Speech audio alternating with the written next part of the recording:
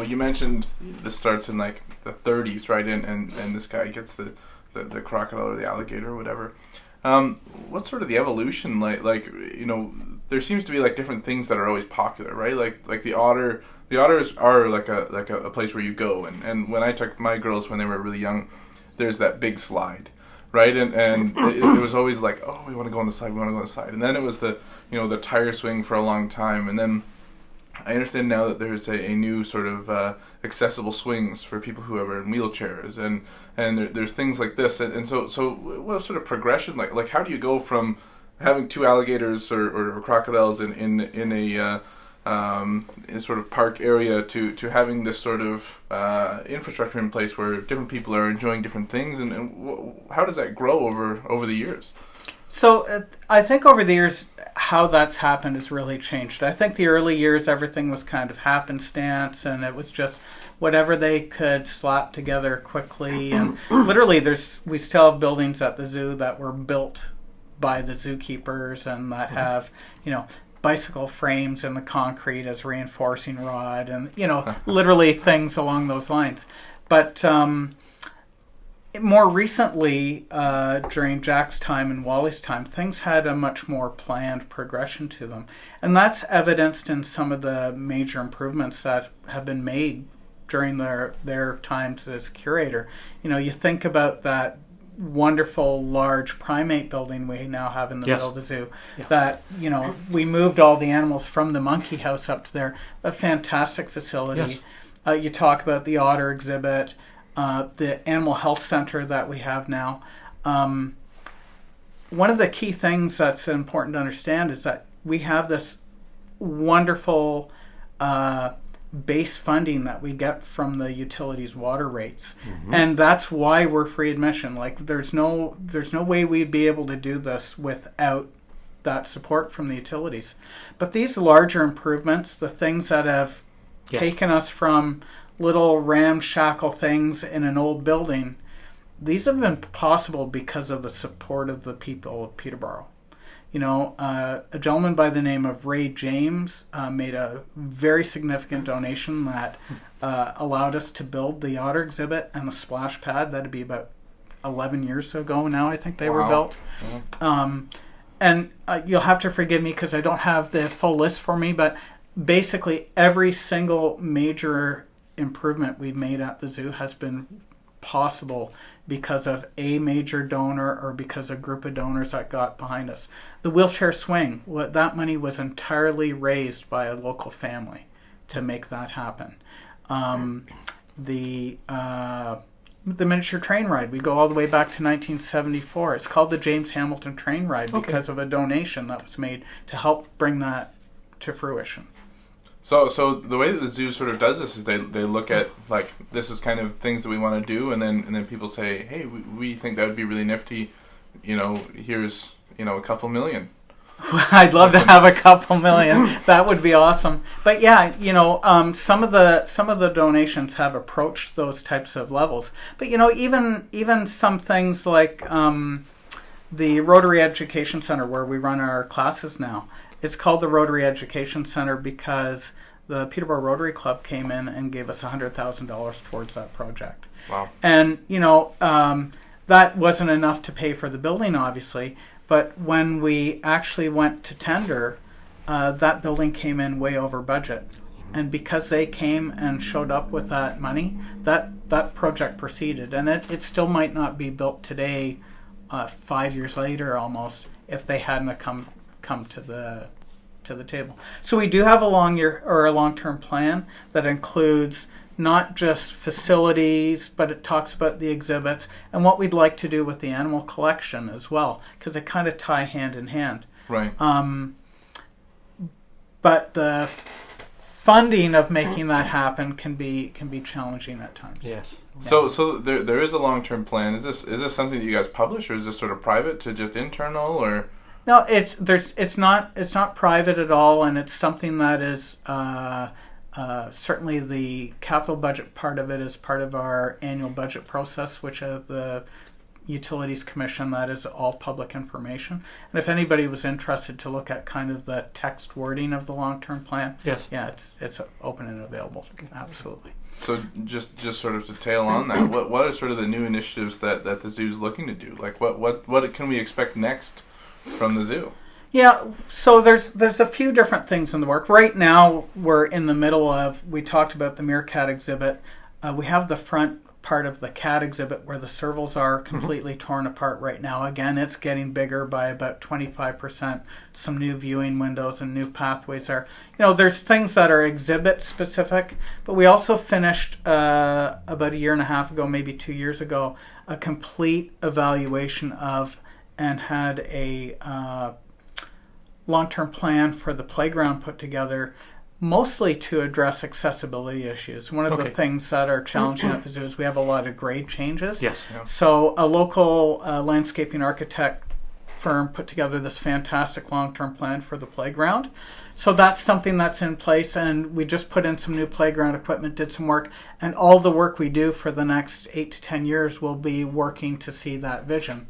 That project by itself, it would probably be a $2 million project if we wanted to say, okay, let's do this today. And, that we can't bite off chunks that big with our capital budget.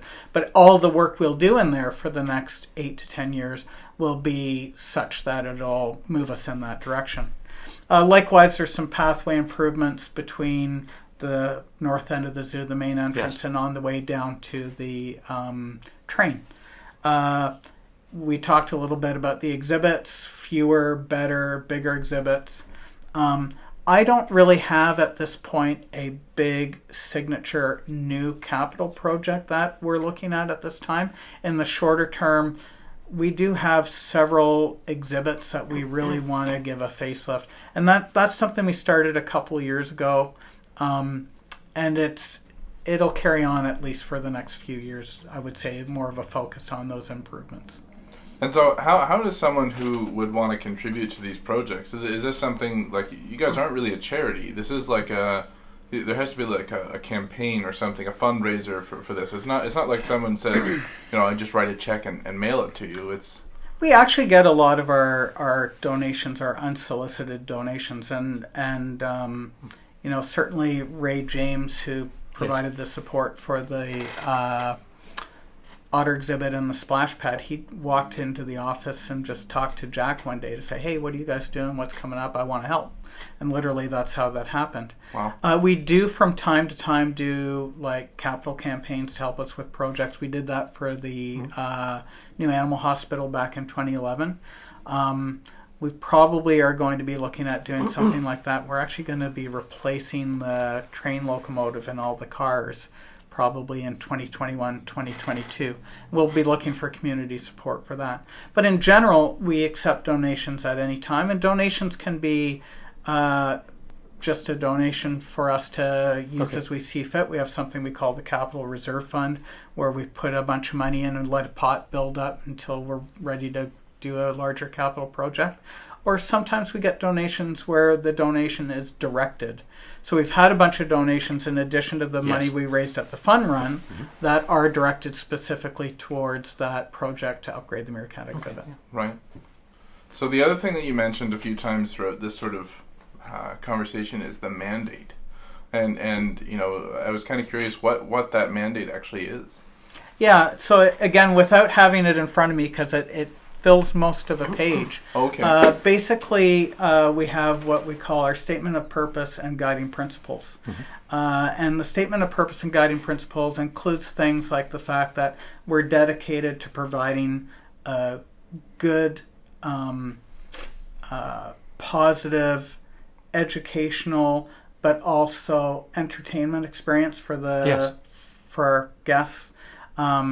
To being good stewards of the land that we're using on the Tonabee River there. We have a commitment to excellence in the welfare of our animals. We have a commitment to education programming of the public, and not just school groups, but the public at large. We have a commitment to conservation initiatives and supporting research. We have some great research partnerships with Trent University, We've had some research done by students, graduate students from McGill. There's a bunch of different things we've done along those lines. We don't have a large team, so the actual research we do ourselves in-house isn't big, but we do some. The commitment to accessibility is one of the things that's right in our principles as well. Just kind of shooting off the top of my head. Yeah. So who decides the mandate? So we have something that's called the Park and Zoo Advisory Committee. Okay. And basically it is a committee that includes representation of the public. So there's 4 members of the public that sit on the committee. So a lot of the times when we're looking at kind of these larger issues or overarching issues, the advisory committee will get involved and we'll discuss and debate and that kind of stuff to come up with what we think is a good course of action.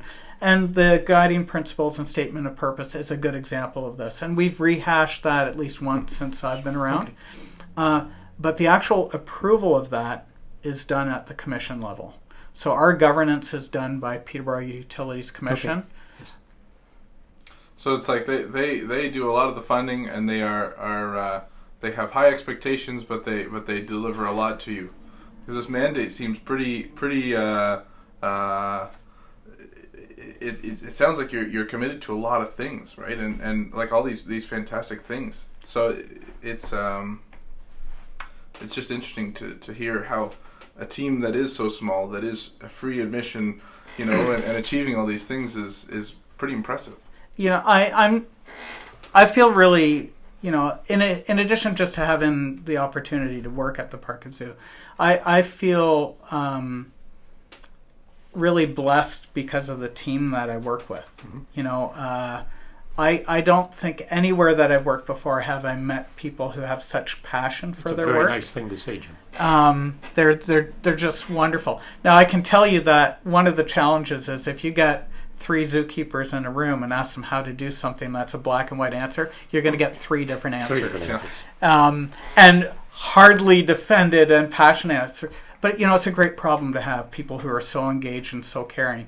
And in a lot of ways, I think the Park and Zoo, we bat above our weight.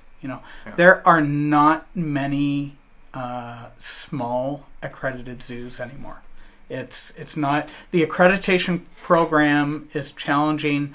To be an active member in CASA, they have such high standards for ethics. It's a tough thing to do, especially for an organization that has modest resources. The community should be so proud of what our staff are able to accomplish.